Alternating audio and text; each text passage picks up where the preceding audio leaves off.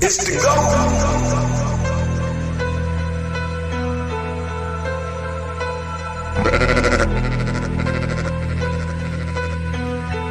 Cut, you killing them. I'm a wild Indian, you know I go crazy. Man, it feel good to be Aboriginal. Man, it feel good to be Aboriginal. Man, it feel good to be Aboriginal. Man, it feel good to be Aboriginal. Man, it feel good to be Aboriginal. Man, it feel good to be Aboriginal. Actions ain't the same no more, don't give a fuck about they name no more. Man, it feel good to be Aboriginal. Man, it feel good to be Aboriginal. Man, it feel good to be Aboriginal. Man, it feel good to be Aboriginal. Man, it feel good to be Aboriginal. Man, it feel good to be Aboriginal. I'm from the hood, I'm still waking up my people. That's right. When it comes to fashion, the whole world wanna be like us. How you gonna refute that? How? Man, it feel good to be Aboriginal. Man, it feel good to be Aboriginal. Man, it feel good to be Aboriginal. Man, it feel good to be Aboriginal. When it comes to music, the whole world wanna be like us.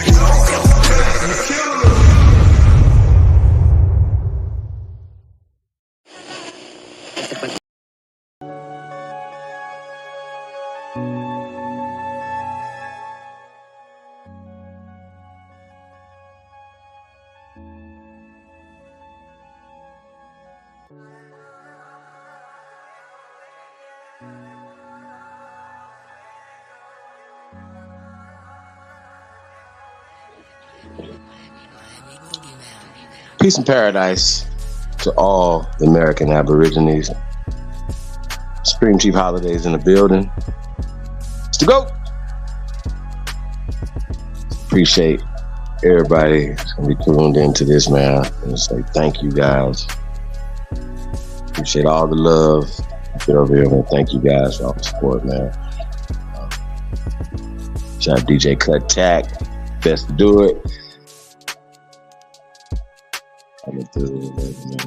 Yeah, I know, man. Y'all big homie, the one and only. The CEO gonna be in the building in a second, you guys.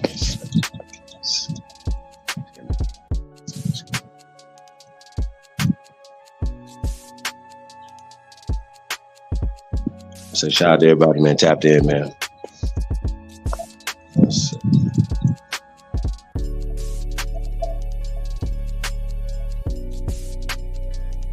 We got the building. Got Marcia.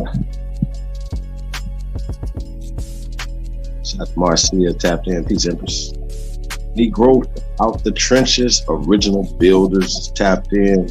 Michelle Norton is tapped in. Jen Marte is tapped in. Sister Betty, aka Chief Morning Thunder, is tapped in. Pat Gabriel is tapped in. Got Nita Ya, G Scully Kill River Punch. Aboriginal Strikes Back. Nico Musashi Butler. I want to say peace to the guys, man. Thank you guys for being tapped in, man. Hey, do us a favor, man. Like, share, subscribe. Share us on all your social media platforms, man. Tap us in. We appreciate everybody, man. Real talk, man. Scope certified in there. Dre Cobb's music.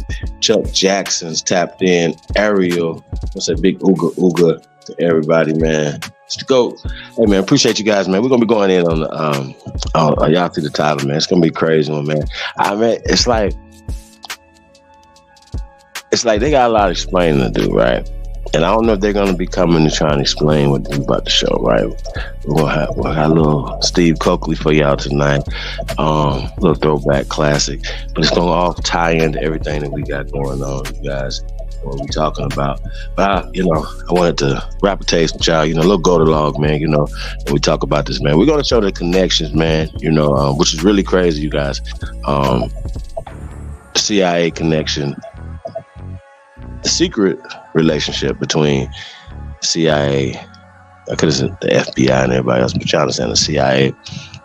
and Pan-Africans. I know it's gonna hurt. It's gonna hurt you guys, but they've been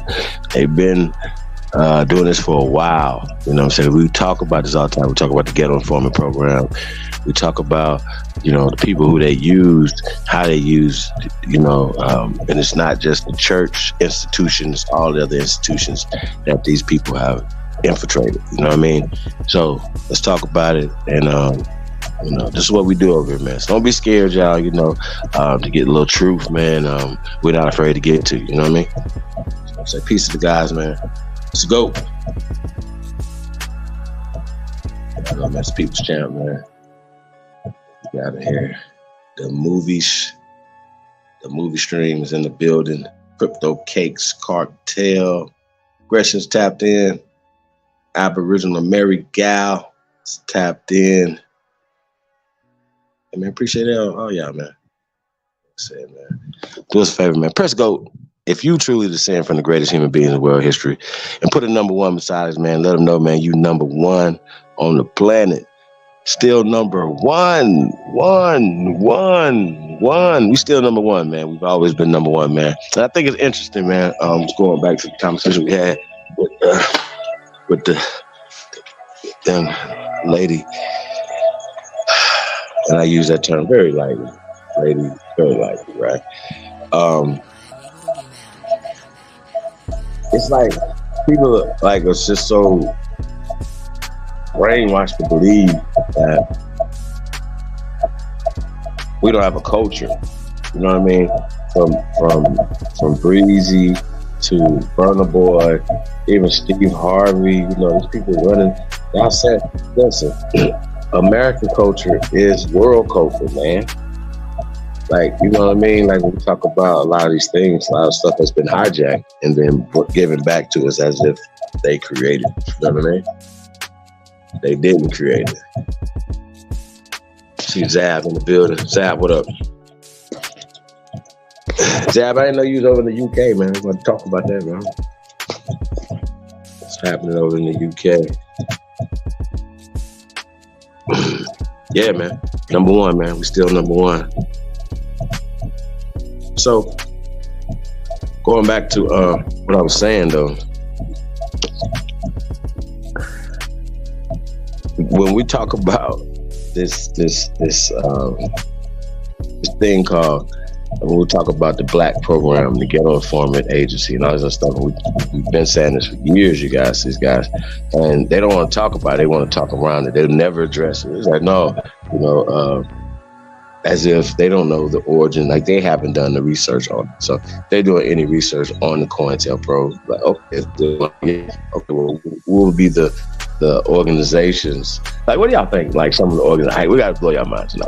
But what do y'all think of some of the organizations that it's just you know, you got to throw a few organizations out there that are alive and running today that will be funded or fronted or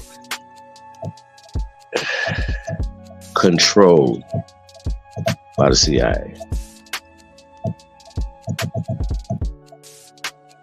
I say Pan-Africanism is off top.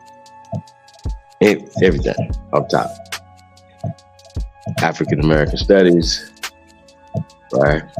Any media that comes from it, any media, any book, anything, everything. And this is not according to me, it's according to them. According to the Freedom of Information Act that you guys are going to see tonight. But just some groups, you guys, that manipulate and control the masses of our people, you know what I mean? And like I think it's very interesting when you see, I see something really interesting, man. Shout out to Angel Reese, man. She's doing a thing, you guys. And I just found out about her doing this thing right here, right?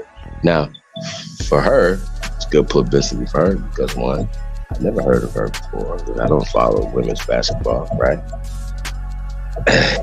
Seeing her, she's a baller, but also she's the bio beauty, right? All the other things that she brought to the table, you know, that's just her ball game and everything, right? I'm getting someone to shout. Not just her ball game and everything, you know what I'm saying, but her beauty, her charisma. Y'all understand what I'm saying? Like, I think it's refreshing for not only sports, you know what I'm saying, but for, which is an Aboriginal culture. Is that culture?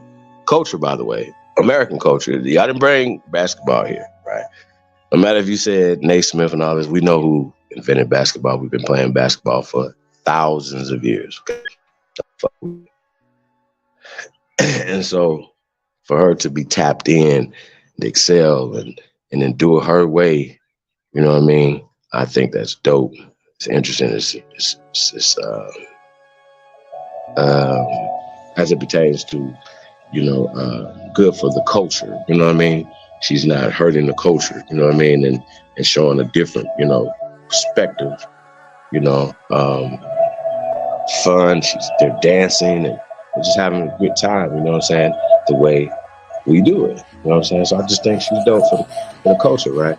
And then to win a national championship, whatever, it's almost as if, once again, these Europeans, like Jill Biden, they like to draw lines in the sand. You know what I'm saying? It's not about women's sports. It's not even about women no more.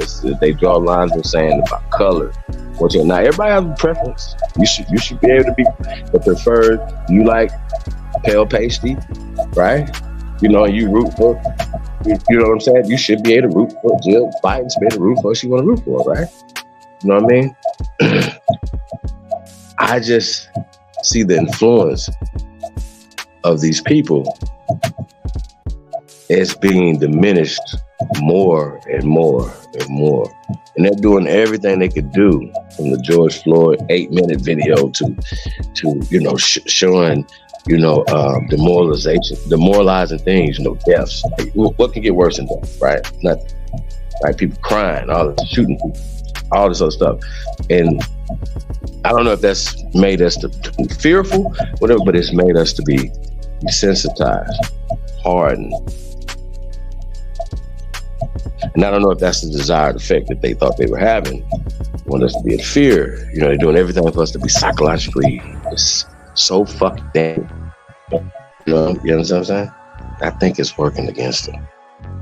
But their influence is waning every day. So we definitely have to figure out not only how to take this influence and this power, not only use it responsibly, but use it the correct way. Don't be used to be able to counsel brothers or sisters, that don't need to be counseled. But use it in the right way to counsel politicians, or to make politicians like Jill Biden and her son and her husband move. They don't want to anger the biggest voting bloc, the biggest spending bloc, the most influential people in America. So why don't we act like it? Why don't we move like it? Why don't we demand things?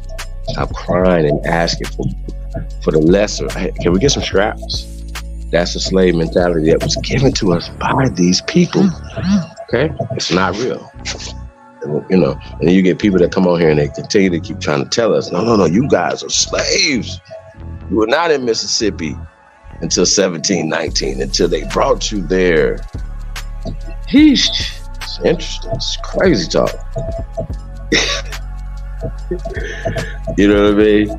But they see it from the perspective of the people that taught them. So they might as well have a hand up their ass and ventriloquists. You know what I'm saying? So they don't know anything. Rappers bleach they don't. So this is what we're dealing with, man. That's what we're dealing with. Nonetheless, it's tapped in. I'm a Mob magazine is tapped in. Shout out to all the mods, man. Appreciate you guys, man, that put the links and stuff in there, man. Real shit.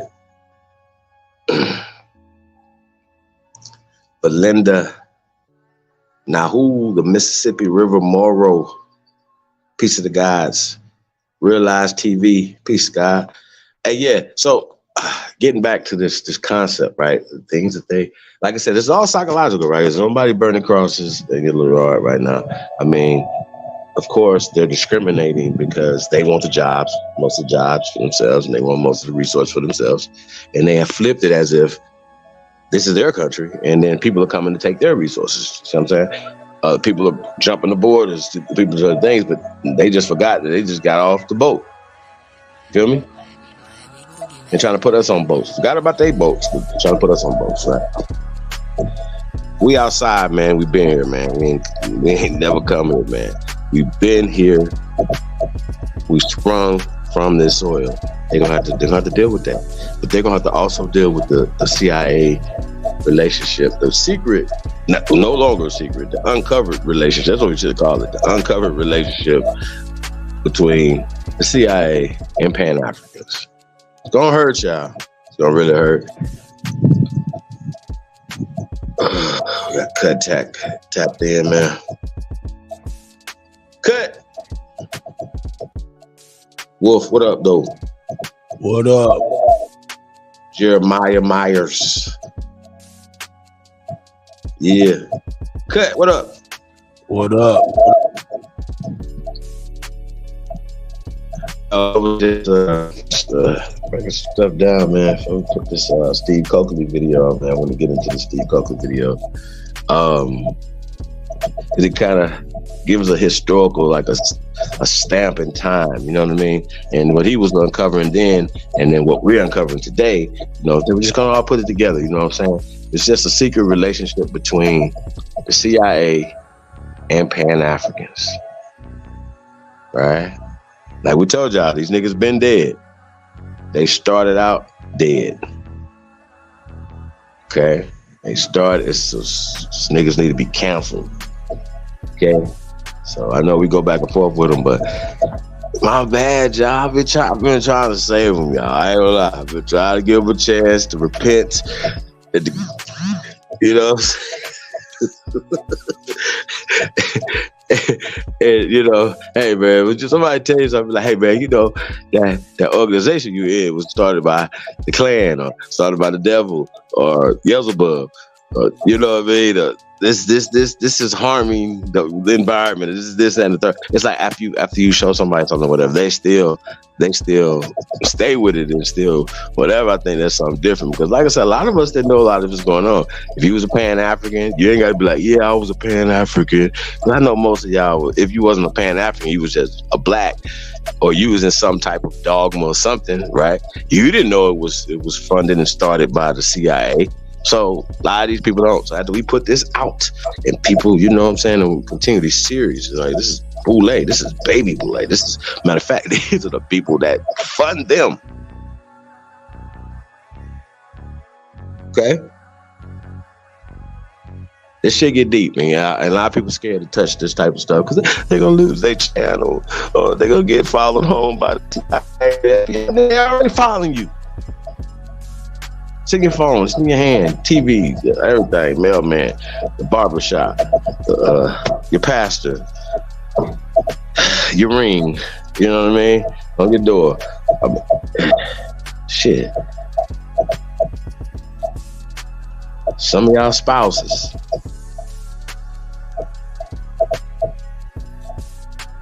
You know what I mean? You know, so we're gonna be uncovering a lot of this stuff tonight, you guys. We're gonna be talking about it. We definitely gotta do a throwback. Steve Coakley. Cut, what you on, man? I didn't get a chance to talk to you for being live. Shit, I ain't on much, brother. I see Penny in the building. Penny, aka Miss Legit Part 2, aka Renee. Shout out to Renee. Sister Renee is in the building. Y'all, Renee actually, she been around a while, y'all. So Renee, y'all gonna have to answer this, Renee, because I will definitely like to ask you about this. You know, what's your reaction to Pan-Africanism, Pan-Africans, the origin of it actually being funded by the CIA? We're gonna show a lot of that proof tonight. But you know, we're gonna do a throwback, you know, for the immortal Steve Coakley. I know that you rock with Steve Coakley, and you don't rock with the Boule and all the people that are harming our people. And I would like to think that Sister Renee is a sister that is for fighting for the people, even if she has a difference of opinion. You know what I mean? So I would like to think that Renee is fighting on the same side of us. Shout out to Sister Renee. So yeah, we're gonna definitely get into this tonight. Legend of Naga Charlie. I do care. Peace. He's a guy, man. Let's go. DJ Kuttack in the building. Best to do it. That's right.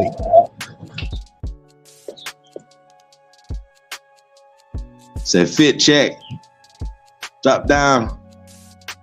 Let me get 50. That's right. War and power to all American Aborigines, man. Hey, man, we turned up, man. I gotta say it, man. I gotta say it, y'all. You know, like when it comes to defending the honor of America, right? There's nobody better people to do it but Americans. You know what I mean? Damn, it feels good to be Aboriginal, man. But look, you know what I'm saying? But it definitely feels good, you know. Like I talk about it. Y'all remember when the light bulb came on, right? When y'all figured it out, when you woke up, right, all the way, right? How empowered you felt. You're feeling now. You know what I'm saying? Being Americans. Think about it. See, this is a part of the disfranchising of the American Negro. Coming soon, y'all. Chief Crazy overstand in is tapped in. Oh. She said she's watching to see the evidence.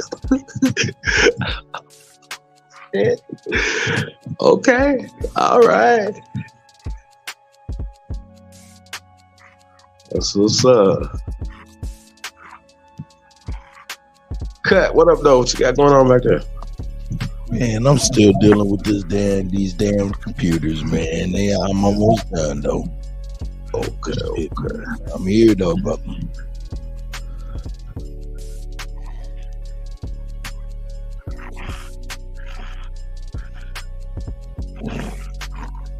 So, but yeah, though. So, and I think another thing too, you guys, that a lot of people that push even the Pan-African line or even the Black line get confused as if we're fighting for some separate tribe from them, and like we are different from them, and like we're not fighting for air quote Black people in America. Oh, how about this? Air quote Black people in Mexico, or Black people in the Caribbean islands, or Black people in Cameroon, or Black. We fight for people everywhere. First off, let's start there. You know what I'm saying?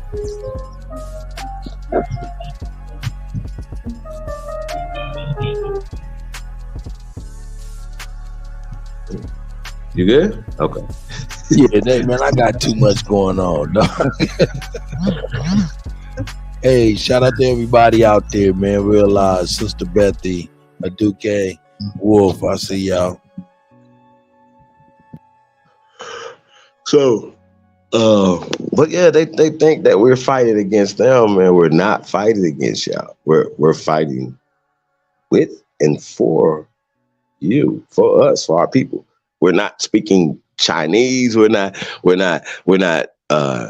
demanding things, or that doesn't benefit y'all. Perfect example, right? We talk about hashtag get your hands out of our pockets. That's y'all pockets too. They're illegally taxing the American Negro. You know what I'm saying? The American Indian, the American Aborigine. They are illegally taxing us now, as well as regulating. And this is how people say, well, how did they take over your stuff? Because we allowed certain municipal things to happen. Here's a piece of paper that you have to obey. You know what I'm saying? And like all of us didn't agree to these things. You know what I'm saying? And wasn't connected to any of these decisions. And so this is what they're doing. They're just saying, okay, well, it's written down right here. So it gives us the authority to do these things. And as we find out, a lot of those things, the doctrine of discovery, these are things are fake, along with the fake stories that come with them. It's not like, oh, the doctrine of discovery of Christopher Columbus, the fact that they're fake and didn't exist, but the situation still happened. No, motherfucker, the situation didn't happen. They created these symbols, these things, to not only make you believe that these situations happen, right? And that this enslavement, this murder, and this death, killing, and all this stuff happened to us, right? And it justifies why they're still doing it today. Y'all said this word? This is the problem, and this is what we're fighting against, right? And we're not fighting against Pan-Africa. We're fighting against the C.I.A. and the people who working with them to lead a lot of the brothers and sisters astray. That's been doing this for a long time, man. So yeah, we're gonna get into this, man. Hey, Cut, are you able to share the screen on here? If not, I'm still waiting on the CEO to come in. I emailed that. I hope it went through. Let's see. I think you got something going on there. Hold on a second. Let's get some music in here real fast. I'll be right back.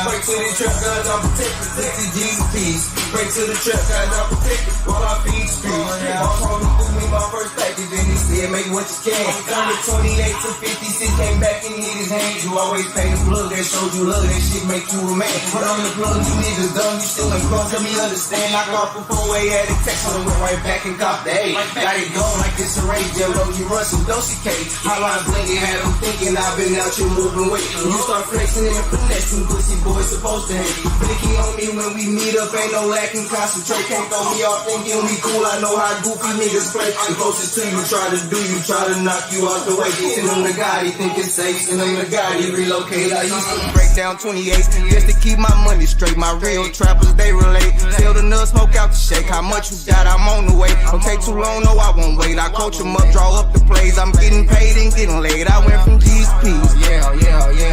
Bitch, I went from G's to P's. Yeah. Oh, yeah. Pray to the trap guys, I'm protected. Take the Jesus piece. Pray to the trap guys, I'm protected. While I feed the streets. I'm on the road, was at 1 P.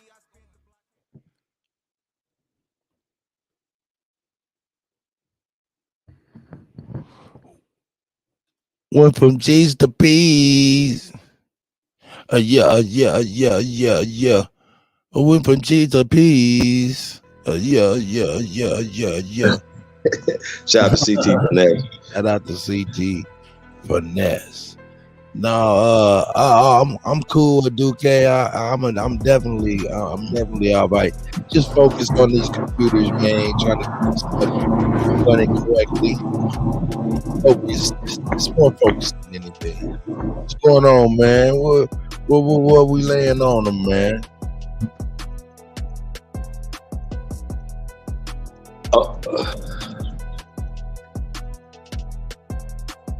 We got the Steve Coakley. I think we're gonna bust out the Steve Coakley first.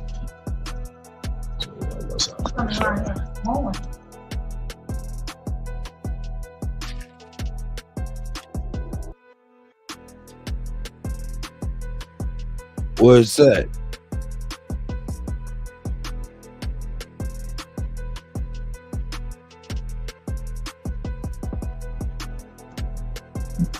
Now hold on 1 second, bro. I'm gonna put it back there.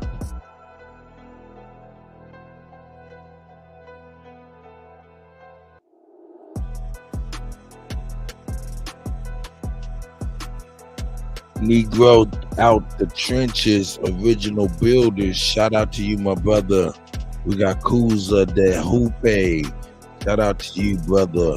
Akeem, the dream is up in the building. Shout out to you, my brother, for sure. You know what I'm saying? Let me get my shit together. Yeah, there we go. Yeah. Homegrown, A Supreme Chieftain. I see you, brothers. It's in the back. Yeah.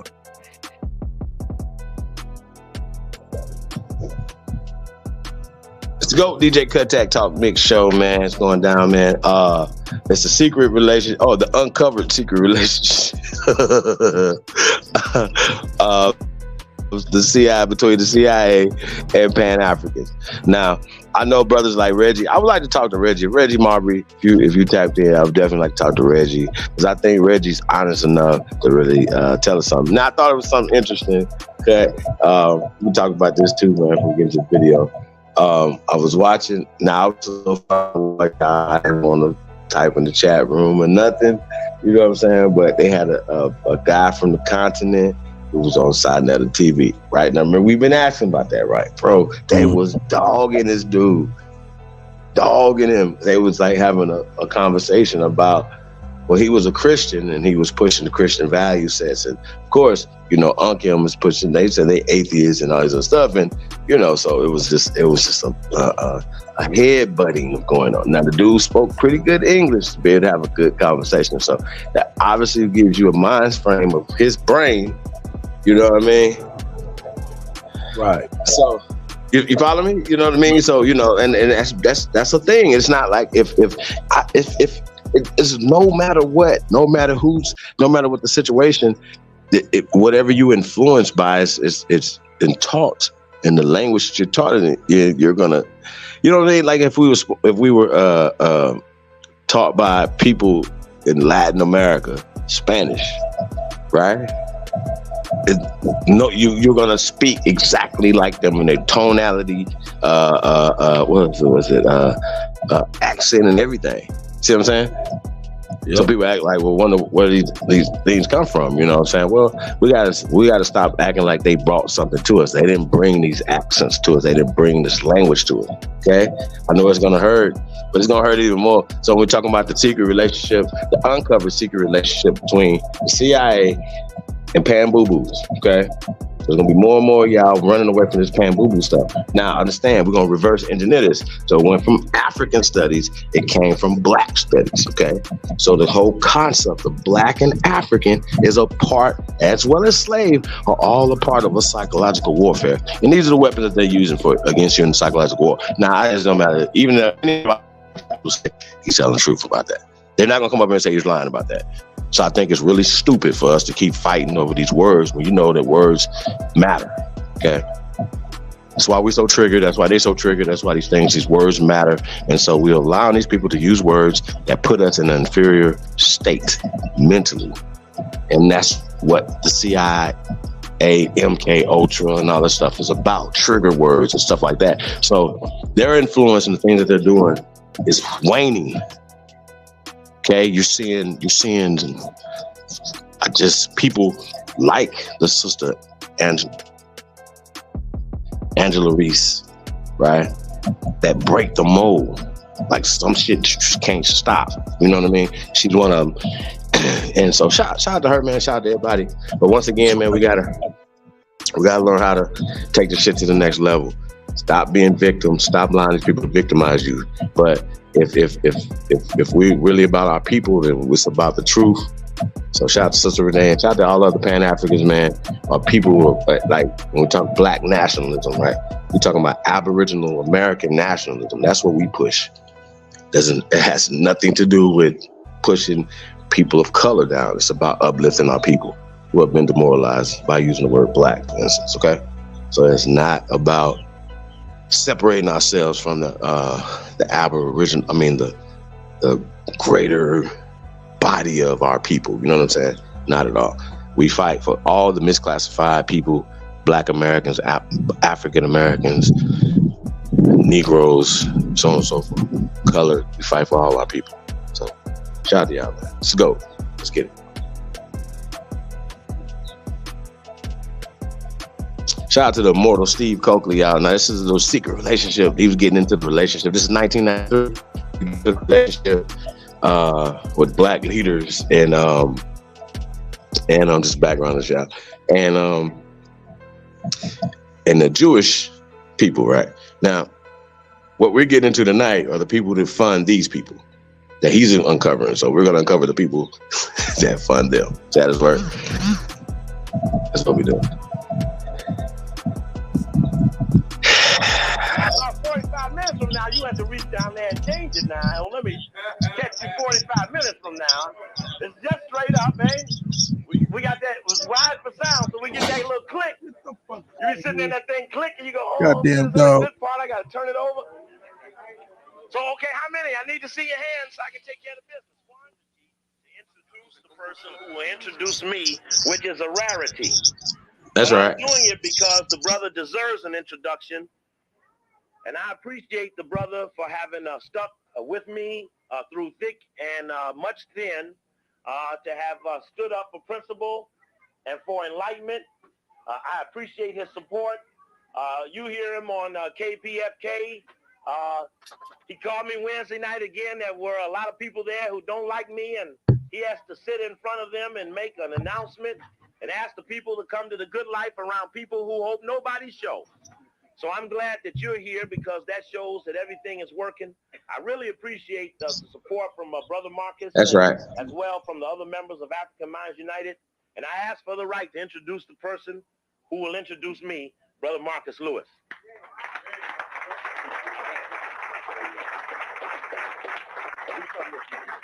Yeah.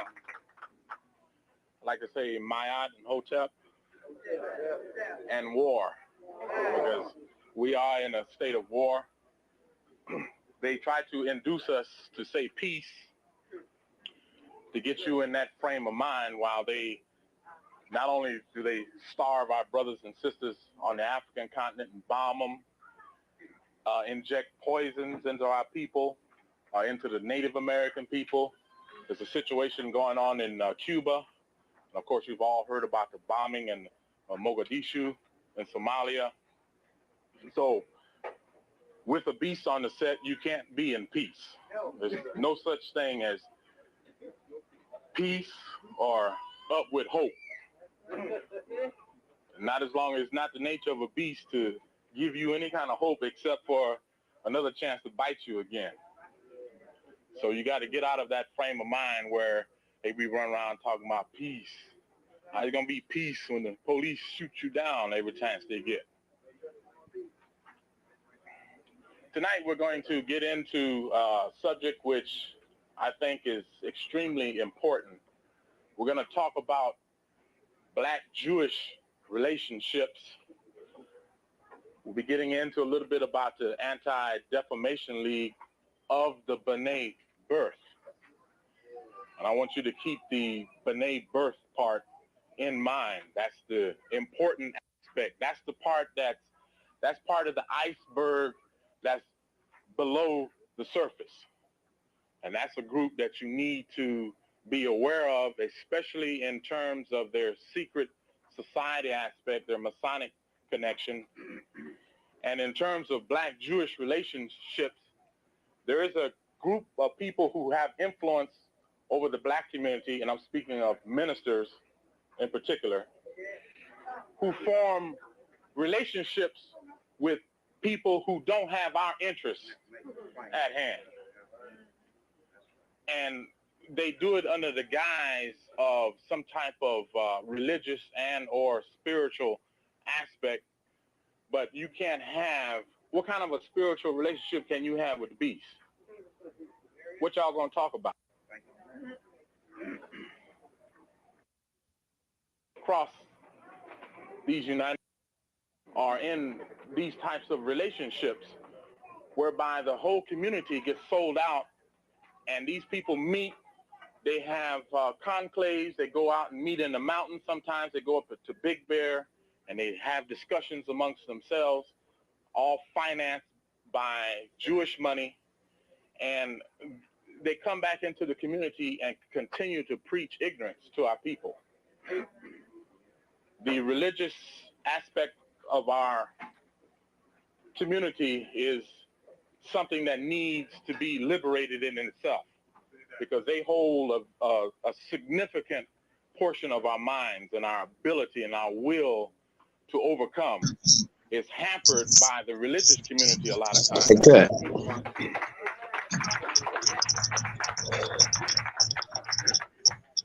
And this is a strategy. It is a strategy which has been formulated specifically by some Jewish rabbis. And this is all part of how in secret or unbeknownst to the community, these types of things can go on, and it can be carried out in such a manner that we don't even know what's happening to us a lot of times. And they have relationships with so-called leaders of our community. And this is a major impediment to our moving forth. And of course, it takes place in other aspects as well. And certainly in the political realm, you've seen that with some of the politicians that we have, so-called politicians that represent us. And so Brother Steve is going to touch on all of that and his experiences that he went through with well, as a matter of fact, Steve was part of a major controversy that erupted in Chicago, as some of you are well aware of, in 1988. And they indicated that he was a Farrakhan sympathizer and a mayoral aide who expressed vicious, virulent, as they say, anti-Semitism. All right. So anytime you get into a discussion that touches upon these things, automatically, when they say you're an anti-Semite, they know exactly what strategy they're using, because they have so bombarded the media and the public with images of what Nazi Germany and Hitler has done. So the tag anti-Semitism automatically associates you with the Nazis. Now we're talking about Ashkenazi Jews telling you that you somehow are aiding and abetting the Nazis. Now ain't no Semites or Semitic or Semiticism involved in Ashkenazi, European, Khazarian, white folks.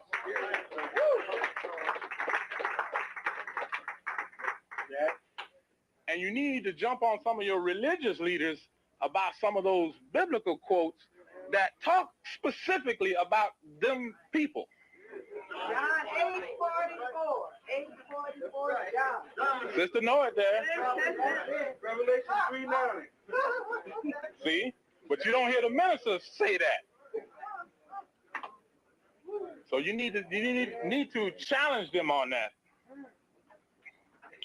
They have a very unique history, and they've had a very unique influence over our people, especially beginning in 1915 when the Anti-Defamation League came to birth, in 1843 when the B'nai B'rith here in the United States came into being, and of course with the current situation that's going on today with the lackluster investigation into the Anti-Defamation League spying not on Nazis, but on numerous so-called progressive groups, so-called civil rights groups.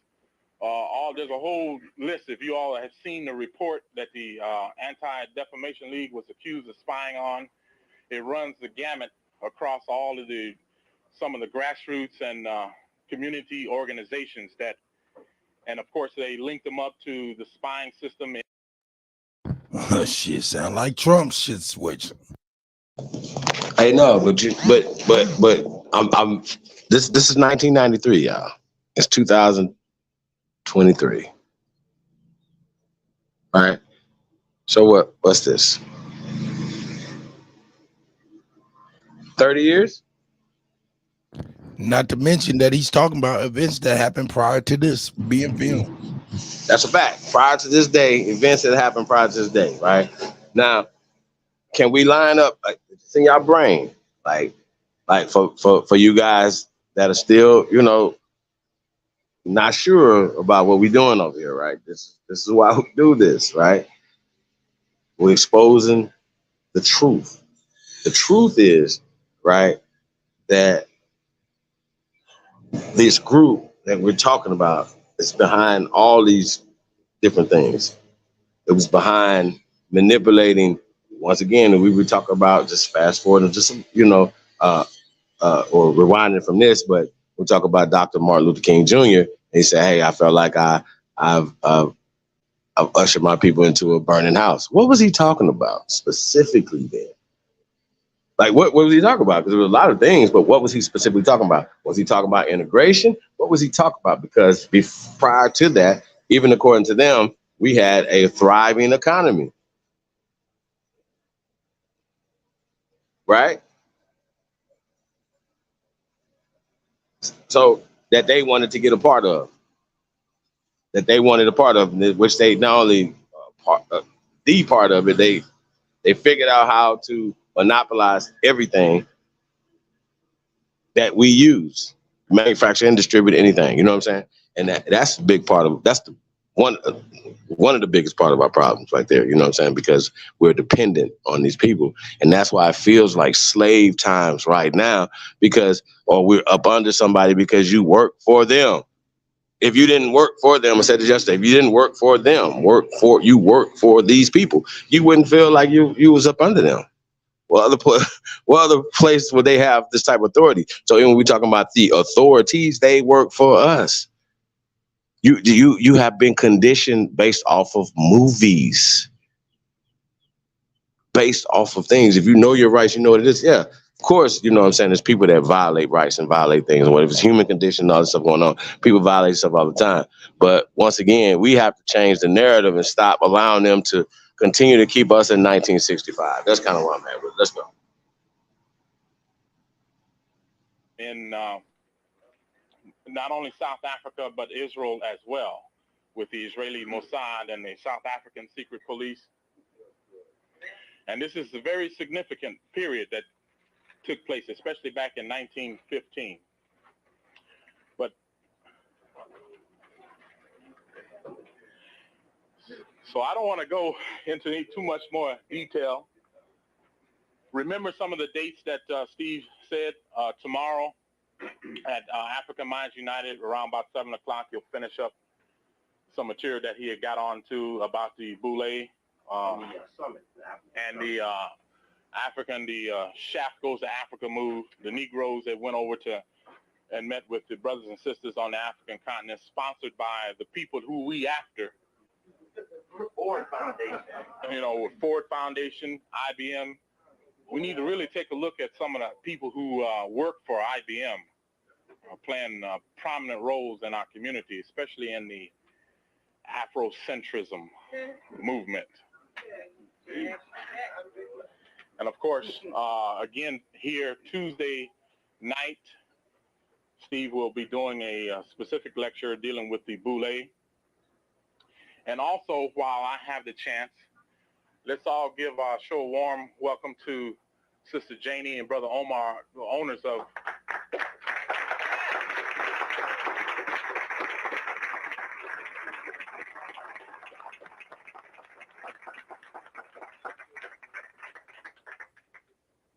and we ask that you all continue to support them here, come here and experience some of the food that they can present to the community. So, without any further shit, I'm going to bring my brother, Steve Coakley.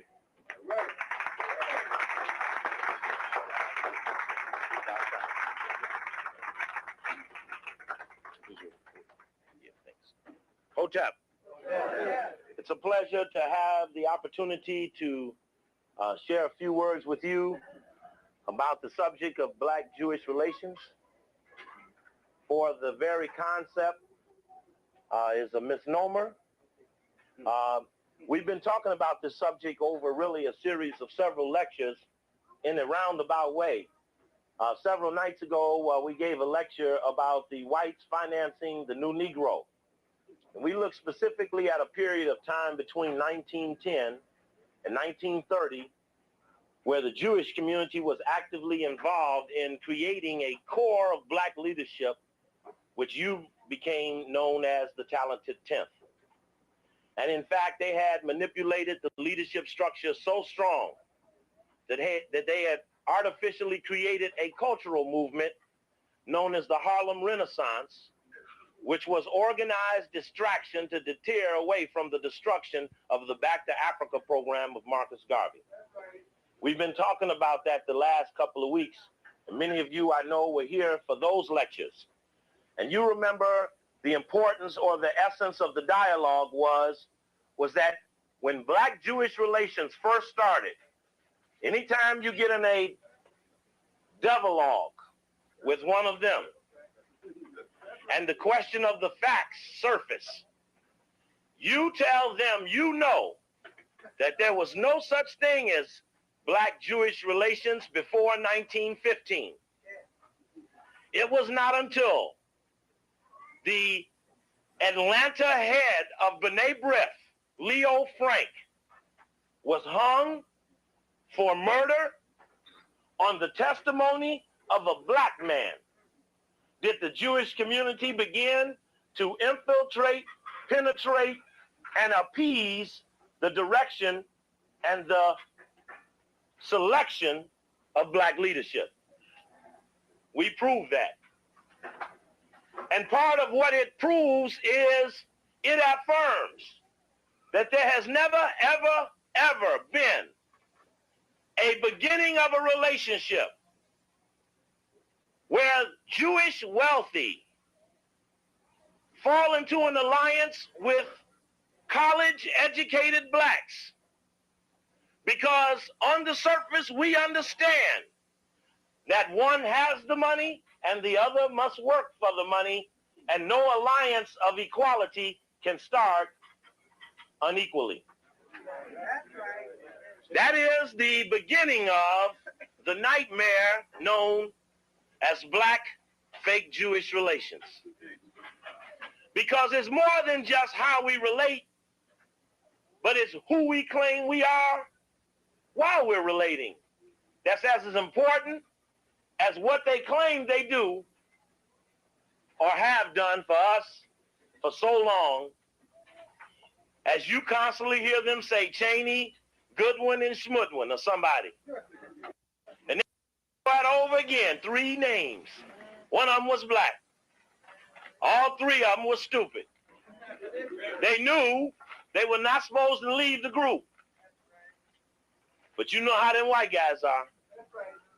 They believe that confronted with another white guy, they're all right. But that was not necessarily so. And so we understand that since the time of 1915, Jewish philanthropy, led by Julius Rosenwald, who was a part of the founding of Sears and Roebuck's. Y'all got the cards in your pocket. I seen them. I seen you at Sears. I got pictures. I got the Marcus. You got the pictures?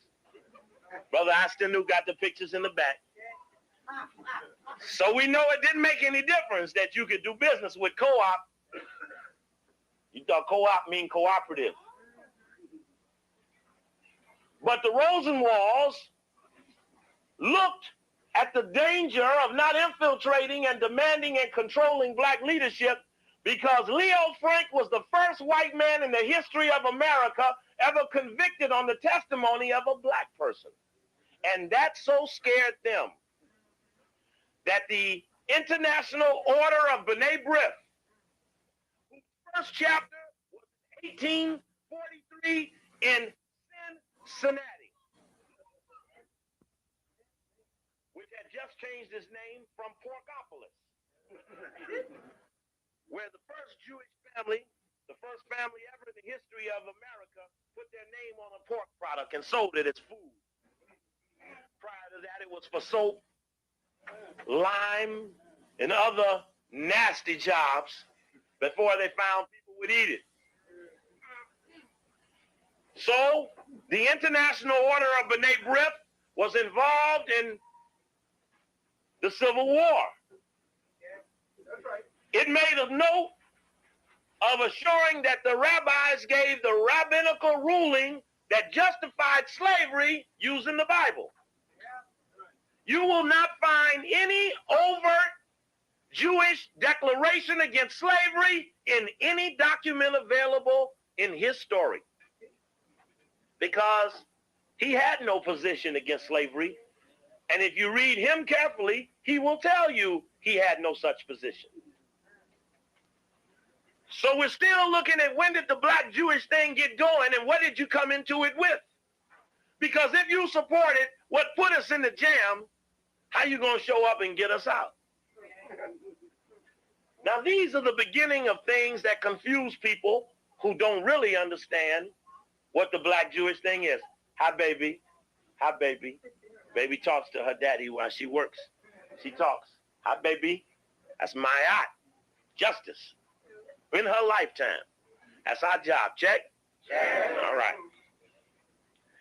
So this Black-Jewish relations found us in a deficit position. I mentioned a week or two ago that the Jewish community, when coming to America, looked at slavery and said, we were the niggers of Europe. We better be careful allying and assisting someone who would hate us too if we helped them. And since our goal is to assimilate and be a part of this colonial experience, because we want one too, coming later in the 40s, check. See, if you assist a colonialist, he will assist you. Check. You'll pick up on that later. The state of is it real is a colonial experience, as is what you call America. So you assist the colonist and he will assist you, going to the UN and declaring this is a state, which is in fact occupied territory still. Now, so around the Reconstruction period, where Brother Man went forward and Brother Man got brought back, they say, oh, look, it's too many of them up there. Hey, stop. Oh, everybody, put everything down, start over. He'll do it again. He's doing it, right. Now they just even did the redistricting law the other day that now you can't discriminate against them. The white woman in the back of the house getting 10% of the contract and a white man in the front getting the other 90. That's called minority set aside. Oh, man. The gays, a young white boy with his daddy running the world, seeks additional rights. Ugh. Sign of no support system in the black community. Check. Now, this the fake black-Jewish relations, saw that during the Reconstruction period, we understand that Jewish wealth, which can be documented in the book Our Crowd by Stephen Bingham, went into the South and facilitated the trading of cotton from the shores of Louisiana and other spots to Britain and to France. So they did not stop the cotton slavery. They, in fact, were the merchants who benefited once it was baled and prepared to be used by other whites in other cave lands without God-blessed resources, Creator-blessed resources. So subsequent to Reconstruction, where the word was, we cannot include any black man, not even a so-called free man. Around the turn of the 1900s, they began to recognize that they needed a few samples or models to show off to the others the so-called democracy system of the free world. And that involved building and developing a cadre of Negroes who could symbolically represent a class who was exploited, who, based upon information trickery, white knowledge, use these Negroes as examples for all others that if you just behave, the American dream will work for you. And they began to develop, or this starts the development of the making of the Negro. This making of the Negro was being prepared for black-Jewish relations because there was no Negro to pair off with. So you couldn't have a black-Jewish relationship if you didn't have a group of blacks who other blacks were told other blacks to believe in. So they had to create an image that these were the blacks and that all other blacks would give honor and tribute to these blacks who represent you in a dialogue of fake relations. We saw very carefully that Jewish philanthropy said we will help the Negro because he will help us. And we know that Julius Rosenwald said specifically,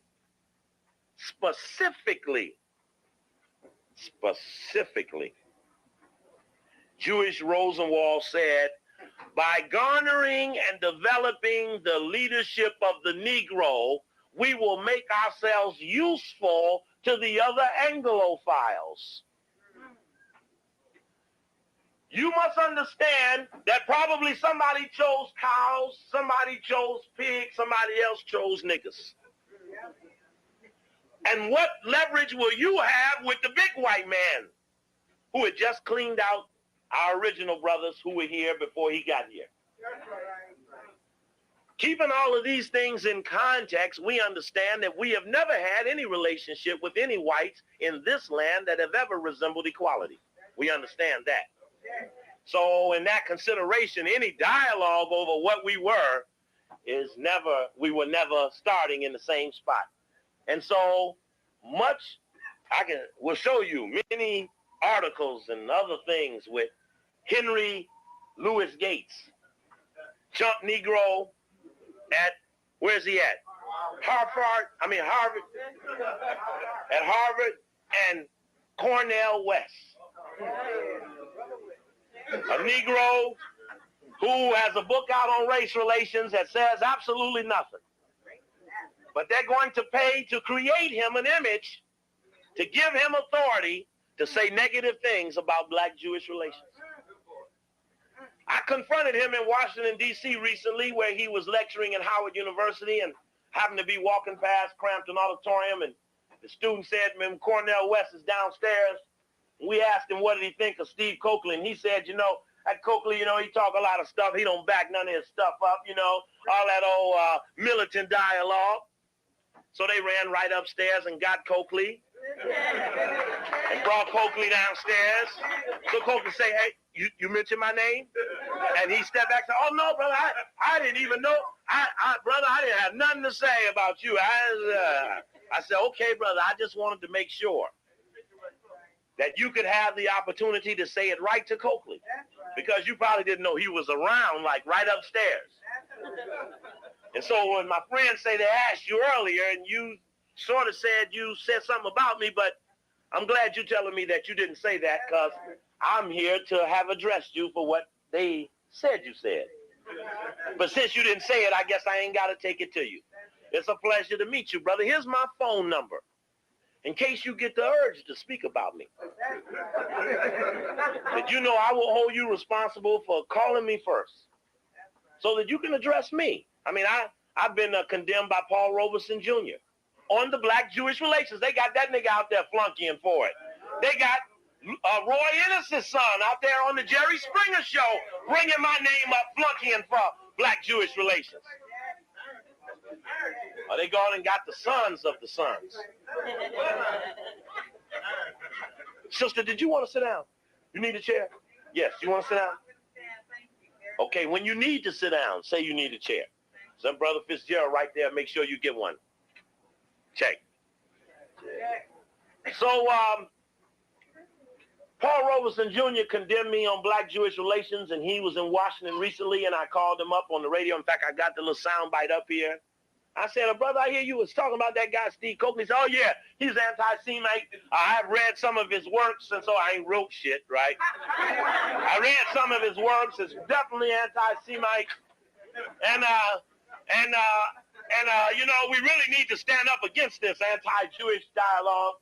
I said, "Well, brother, I am Steve Coakley. And I would like to know which of those tapes, or since I didn't write nothing, did you hear? Because I'd like to address it specifically. Because I heard you earlier say how the white people had condemned your father and labeled him things of which you say he was not. And I'm calling you to say that I want you to give me the respect that you're asking for your father. Because I claim I deserve it like you believe he does." Check on that.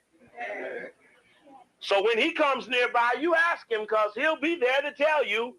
He couldn't tell me what he heard. He said he got some tapes from a friend. He couldn't tell me which friend or what it was. And that's when you know an idea has been planted that you're to attack a person under the guise of fake black-Jewish relations. I remember being right here in Los Angeles and having a sister who was the student government head at USC. University of Southern Hey, California, right hey, here, real quick, cut, who real quick. wanted me to speak at her school.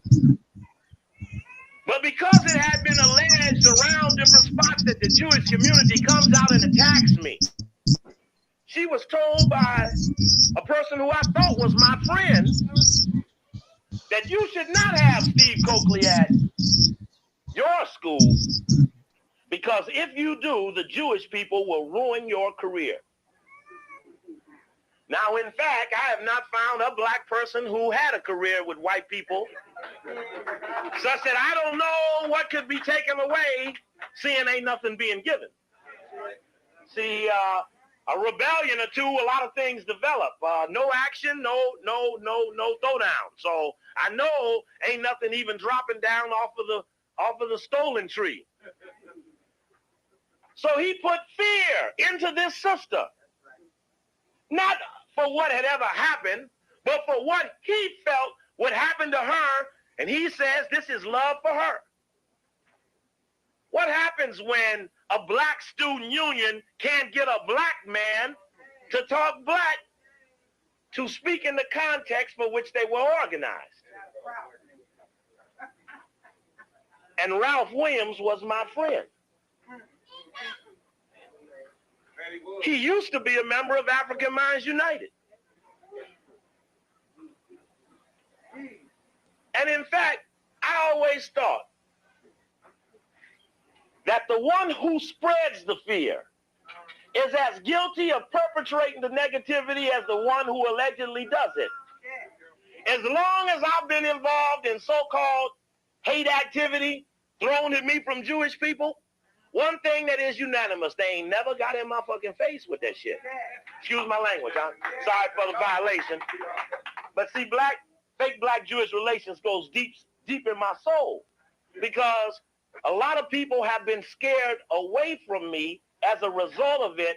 So I bear a lot of pain when I talk about it. That's why I ain't even holding nothing in my hand. I don't need to, because it's deep in my soul.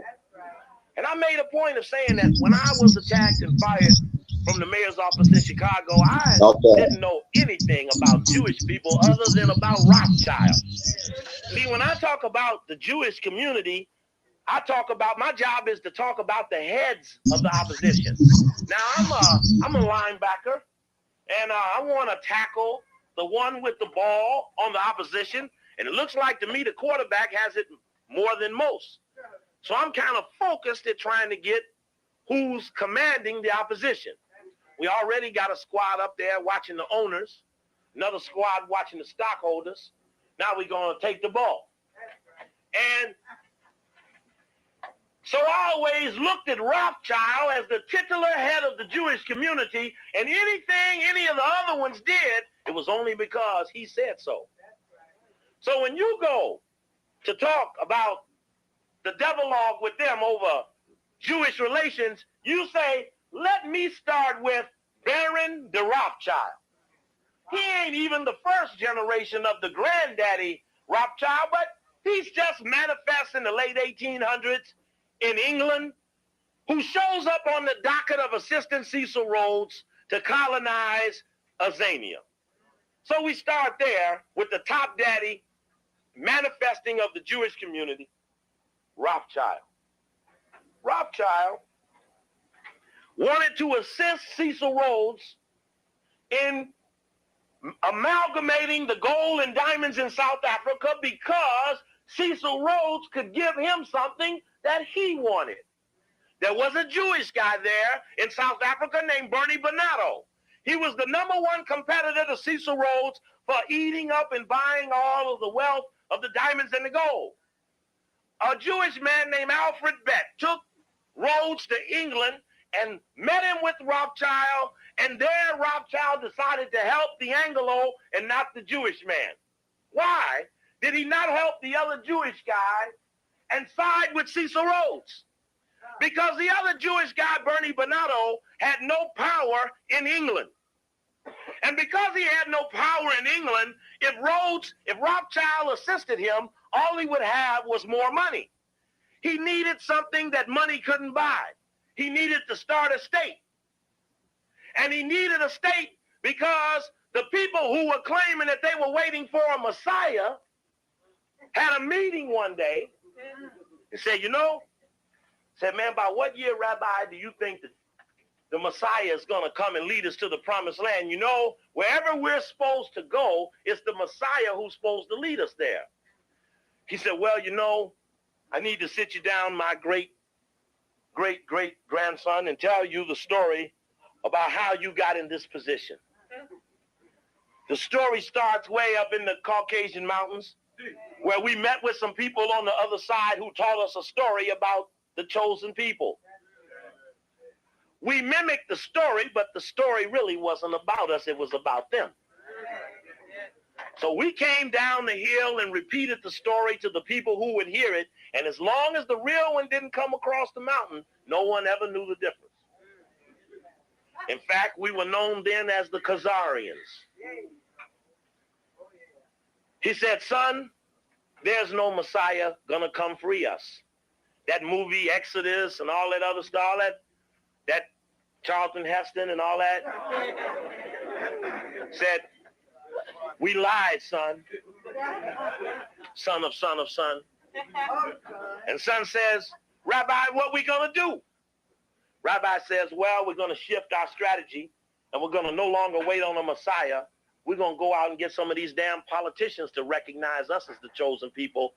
You just hold on. Our man Rothschild got a deal working with Rhodes where he's going to get his buddy Lord Balfour to declare that the British government would not look unfavorably upon us finding a state in a land where people already live. He said, well, what's the state called? I said, well, we're still debating it. We know if we're chosen, we need to be in Uganda, but I think we may pull up short and come over here to this other area we'll rename the Middle East, and this is Palestine, they call it now. So he said, but you're right, Chief. If we are the chosen people, we're going to have to go to Ethiopia. He said, we won't last long there now, but somewhere around 93, we'll get control of Ethiopia after we pull out all the so-called Falashas and take them to another land. Then we'll move in and starve the population and take control of that country first. I said it, brother. That's the truth. That's the core truth. And we'll do it, we have to wait 100 years. This is about 1893. So Theodor Herzl, who is the father of political Zionism, goes to the Jewish wealthy and finally finds a friend in Rothschild who will finance his thought about a Jewish state. Herzl, in fact, himself called himself an anti-Semite. He wasn't into the Jewish thing. He was an actor. It's like actors do a lot of political things. But Rothschild said, you stay over in the bullpen, Herzl. I got a deal working with Cecil Rhodes. Soon as I get this deal hooked, I want you to go over there. In fact, I tell you what, in the meantime, why don't y'all go over there and have a meeting? He said, what do we call it? He said, well, go get the 24 elders. They'll tell you what to do. And there became the meeting you know as the protocols of the learned elders of Zion. Zion is political or spiritual.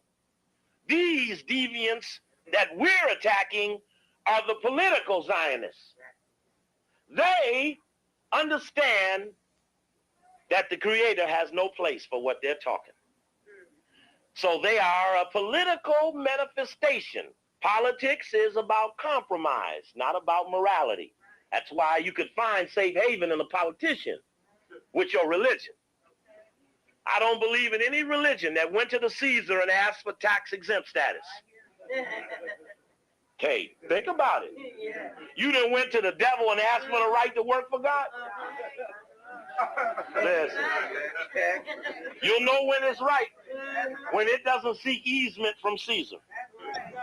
Pay attention. That's the best I could do. Now, Rothschild began the process of taking 2, 3, 4 people at a time and given them a tree to plant. Yes, sir. He said, look, I want you to go right down Yeah. there to the edge of what they call Palestine and drop this tree down. And 2 or 3 of y'all lay up under the tree for shade and build a tent and don't leave until I get you a neighbor. Time passed, another tree showed up. Another person participated, and soon settler colonialism began as one Sounds by like one, Jamestown to they me. started occupying land. Now, at one time, this whole board was Palestine. That deal you heard about at the United Nations was cutting it in half. Oh, we ain't got no paper. Anyway, so he just cut it in half and offered them 1/2 of what they already owned. And they refused to take it, so there was a war, the 6-Day War. I mean, that came in the 60s, but there was a war right at the time that they named it, Is It Real? And they took part of that land and they occupied it, which is part of what the discussion is going on now about the occupied territory. Now, Bernie Bernardo, who was working against Cecil Rhodes, became an enemy of Rothschild because he was compromising the man that Rhodes needed to cut a deal with. So, on a trip back to England, Bernie Bernardo mysteriously jumped overboard. Said it was suicide. Now imagine you're worth about $40 billion and it's only 1890 something, and you're gonna jump overboard. You 44 years old. You depressed. You're gonna jump overboard and miss spending all that money. And so, with Bernie Bernardo out of the way, Cecil Rhodes with Rothschild was able to amalgamate all the gold and diamond mines into what eventually is now known as the Anglo-American Corporation. It controls Lazar Ferrez Investment Banking Company, Solomon Brothers Investment Banking Company, Engelhardt Minerals and Chemicals, De Beers Diamond Mines. It controls over 2/3 of the Johannesburg stock market. Just off the edge, that's just off the surface. It is interwoven with a great many of other things. When we talk about who is in leadership today in the Jewish community, we prominently bring up 2 names, Oppenheimer and Rothschild. For the Rothschild has been able to maintain his dominant leadership position, but Oppenheimer, Harry, Ernest, Nicholas, the sons of old Ernie Oppenheimer, who took over leadership of the Anglo-American Corporation when it was incorporated in the 1920s, having gone under other names prior to that, including De Beers. Rothschild dominates Jewish activity today. When I worked for the mayor of Chicago, I remember he wanted to set up a meeting. Soon as you become mayor, you want to meet with the webs of leadership and responsibility from the various communities, the Polish, the Ukrainians, the Puerto Ricans, everybody got a network of people that they want to make sure the mayor knows are the people who want to contact or this contact or that or this or that political stuff. Well, when the mayor went to select some Jewish people who he thought were influential Jews-ish people, because we never call them Jews. That would be a lie. They're not Jews. They're Ashkenazis, they're Germans, German whites, cave dwellers, pure German whites with a little mix in there. Anyway, we'll talk about that. Anyway, let me go ahead on.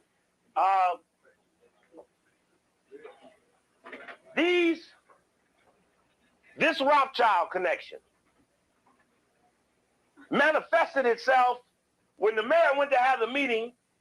I got a call from a Jewish attorney who said that the head of the Jewish Federation wanted to give a list to the mayor of the Jews that he better invite to the Jewish meeting first before he met with all other Jewish people. And all the Jewish people knew who the top 10 Jewish people are in their city, because through their synagogues, they give them the ultimate respect, not because they're rabbis, but because they're wealthy. Now, the letter came and it had the names on it that were relevant to Chicago. It said J. Pritzker. It said Robert Pritzker. It said Philip Klutnick. It said Judd Markin. It said Henry Crown. These names are associated with the Pritzker's own Hyatt Corporation. They own Ticketron. They own the New Orleans Dome. And some more stuff. The Crown's own General Dynamics. How many of y'all work there? How many who work at General Dynamics? Who did work at General Dynamics? Because I know they laid everybody off. Who worked at General Dynamics? Who worked at McDonnell Douglas? All right. Just checking. All right. Worked, right. Now, these Jewish guys let the mayor know that they were the big daddies in town and he wanted to make a move in the Jewish community until they gave their approval. And they said, call the rabbi up, he'll tell you so. The rabbi gave his approval because the Jewish people are extremely monetarily motivated. So wealth has influence even in religious matters. We talked about the other night that movie that what's her name? Melanie Griffin was in, about the Diamond District in New York. That diamond community that Hasidic Jewish people, the Crown Heights affair. Y'all remember them? Okay. Well, they polish and cut and wholesale the diamonds that the Rothschild boys dig out of Africa. So they got an American connection. Every jeweler that you see, whether it's at Montgomery Ward's, Target, Zales, who else? Cartier, who else? Daniels, who else? Goodwin, who else? All of them.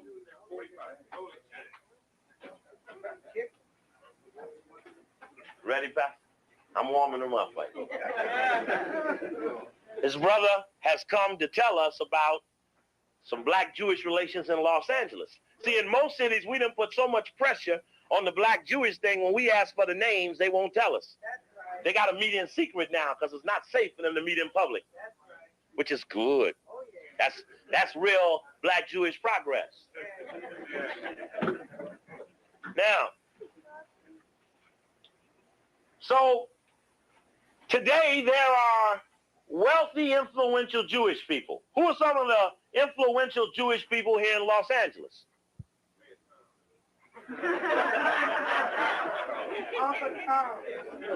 Okay, what else? What else? Hold it now. Just wait a minute here. Let's see.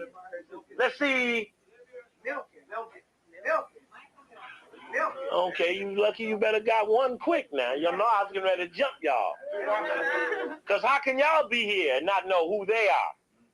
And how will you ever make any progress if you don't know who to aggress? So we better have a meeting naming the names of the top 25 Zionist, Jewish, wealthy, influential in LA. Because obviously no one knows. Now the other day someone asked, how do you get a job? Say, I want a job. Well, there's a job for you. How many of you would come to a lecture where one of you explain who the top 25 people were? I'd come and hear the shit. Was you talking to me? Yeah. Hey, so I was on the telephone. Oh, no, it's all good. We got Shy Apples on here, but I wanted to just address some of the stuff that we've been hearing. so far, you guys. This is a master at work. That's right. But let's just laying the foundation down for how I learned it. You know what I mean? Like, you know, as a person who's been fighting this for decades, fighting, you know what I'm saying? And this is one of my teachers. You know what I mean? So we say he was a Pan-African. When I was fighting in this time period, I never considered myself a Pan-African. You know what I'm saying? You know, when we're fighting for black people, I never was like, oh, I'm a Pan-African. None of that type of stuff. Even if it's black people in Africa, black people in China, black people anywhere, you know what I'm saying? That didn't make me a Pan-African. So I think a lot of these things are getting confused. Like I said, you know, we talk about this whole concept of the secret relationship between the CIA and Pan-Africanism. Right now, like I said, you know, our teachers bring something forward as students, right? We're supposed to take it to the next level. You know what I mean? You don't stay there in that information. So I'm sure that every city is still set up the way he said it was set up 30 years ago. I'm absolutely sure that LA, Cleveland, Detroit, Chicago, all these cities are still set up the same way. And clearly, you know, when it comes to speaking to, air quote, the black community, right? They got, you ever watch The Wire, anything, you know, they always, the leaders of the community is the clergy. You ever wanted, y'all figured that out yet? It's the church. It's not the wealthy ones of us. It's always the church. And the wealthy go through the church as opposed to church. Like the Jewish people are here, they're like, no, it ain't the rabbis. No, it's not they. It's not they. They go through their wealthy. We don't do that. So I think that's something that needs to be examined. But as you guys are gonna see later, you know, when we talk about the CIA and who funds the CIA, I mean, this is an American, so the taxpayer fund. They're using our taxes against us. It's not coming from these wealthy people. You see what I'm saying? Like at this particular time, Steve Coakley, rest in paradise to him, he didn't have the information that we have now. And we'll be able, whether it's the Freedom of Information Act or whether we just have the computer technology or stuff that, you know, and things that data and things that have been brought forward, you know what I mean? Things that we have uncovered, you know what I mean? So I just think, you know, just pay attention, you guys. It's a lot going on, but he's breaking a lot of stuff down. Now this pastor that's about to come on, I forgot about this part, y'all. It's pretty dope. Then we're gonna probably set this down and we'll get into the build a little bit. Cut. You know, we might have a part two. We might bring this back on after that, whatever. Open the panel, let people come on. No doubt. We'll jump him off at the top of the hour. It's we got about 3 more minutes and we'll break it down from there. Here, I'll drop the link though while this is jumping. For sure. All right. Hey man, shout out to everybody, man. I hope y'all doing well. Hope you guys are doing well. I see Sister Soul is in the building.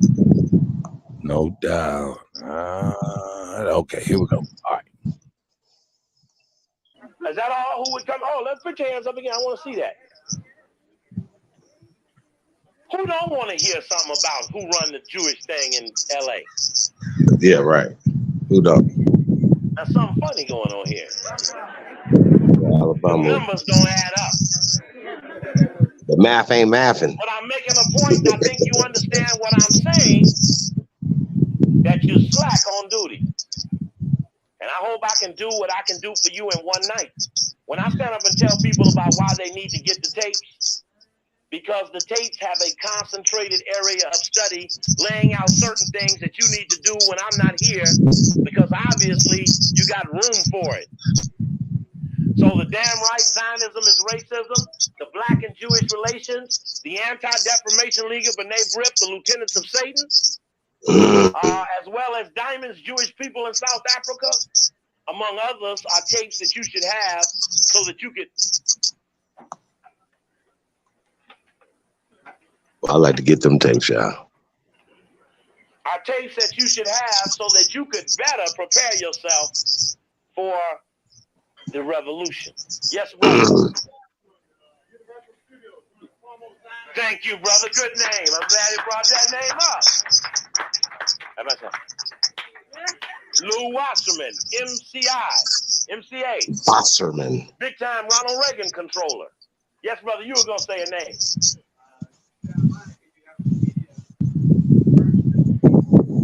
Ruth Gershman Seymour. All right. Media. Who else, brother? Brandon Turnoff. Shame. How much money she got? Huh? What's the topic tonight? Shame. All right. Shame. Wealthy Jews. Go on. Thank you. Would you tell the brother? Wealthy Jews. We know Judge Carlin is a white supremacist judge who got weak on the Latasha Harling case. We understand that. I don't want nobody to take up no spot that no name of some wealthy Jewish person could fill. Nor do I want, while we're going one way, all those funny things start to happen that always start to happen when we go that way. Like someone say, hey, let's go that way. All right. Anybody else? Michael Ovitz, very good. It's big time in the media game up there. OVITZ. Big time up there. Who else? Stephen Ross, Walt Disney Company. So you right. Mike and Eisner. Eisner, who the chairman of the board. So you right. He's still around, ain't he? Fox. The Fox. And you know Rothschild owned Fox. Because Rothschild owned the debt that Murdoch got. Murdoch front Fox, but Rothschild owned the soul of Murdoch. I'm glad you brought that up, sister. That's a good Talk name. about it. Thanks. That's a good name. Good name. Y'all should be excited because y'all act like y'all didn't know these names. Norman Lear. How much money he got? When these things come out, you should always have your copies. Profiles of whites of wealth. The Forbes 400 will be coming out soon. What you got there, bro, Fitzgerald? Show you right, brother. Show you right, brother. Check. In fact, strangely enough. Can you put that name on the microphone? What name? What name did he holler? It's on the microphone. Check. Which today did a story, a strange story, with a huge picture of a sister from Los Angeles. I went to see the sister's program a couple of weeks ago. She can be a nice sister. But when you hear the tape special message to the Boule, you will know her as the sister who attacked me for attacking the Boule. Very rarely does the LA Crimes profile and highlight a black person who is doing what a black person should in condemning the LA Times and other white supremacist institutions. Maybe they got confused and didn't know that the sister is aggressively pro-black. You're right. And really though. Suiting up in style. The same skirt and jacket, but 4 different looks. How individual panache. Something, I don't even know. 4 of a kind. Ask 4 different women to accessorize the same black suit. And what do you get? 4 different looks, of course. Meet Nzinga Ratabisha, who chooses accessories that reflect her African-American heritage. In the article itself, it says, in building a wardrobe, Nzinga Ratabisha chooses to follow the same fashion rules. It chooses to follow some fashion rules and ignore others. She observes the corporate dress code of her employer, IBM. Maybe that's what this is about. Remember, IBM was at the Shab for Africa meeting. IBM has the ad of the little white baby reaching up to the globe.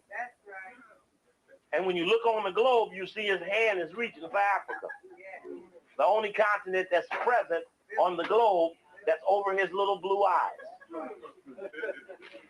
which is what they call it, old blue. Oh, it says some other things in here about some. I don't even want to read them. Her size and other things. I don't want to do that. But they put it in the paper and stuff.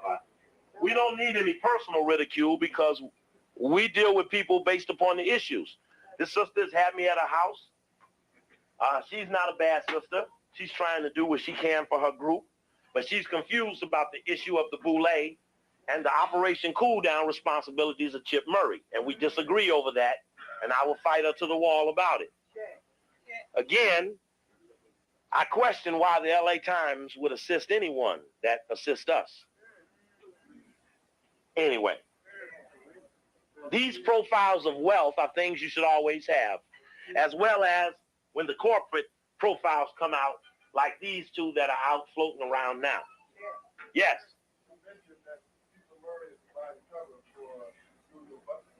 You're right, brother. In fact, the other day after I came off the radio, we went to the paper stand and bought these same magazines. He walked up to the stand and I said, "How you doing, brother?" And he looked up and he says, "I don't really know your face, but your voice sounds familiar." I said, "I'm Brother Coakley. You remember the day I spoke at the church in the basement before the men's group and didn't get paid?" Yeah. And I hit the brother that was with me and said, "You know who that is, don't you?"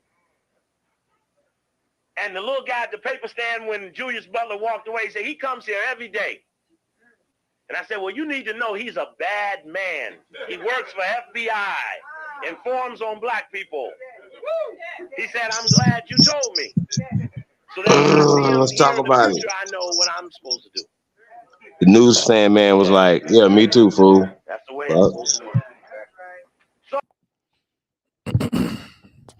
Hey man, shout out to the God, the elder ancestor.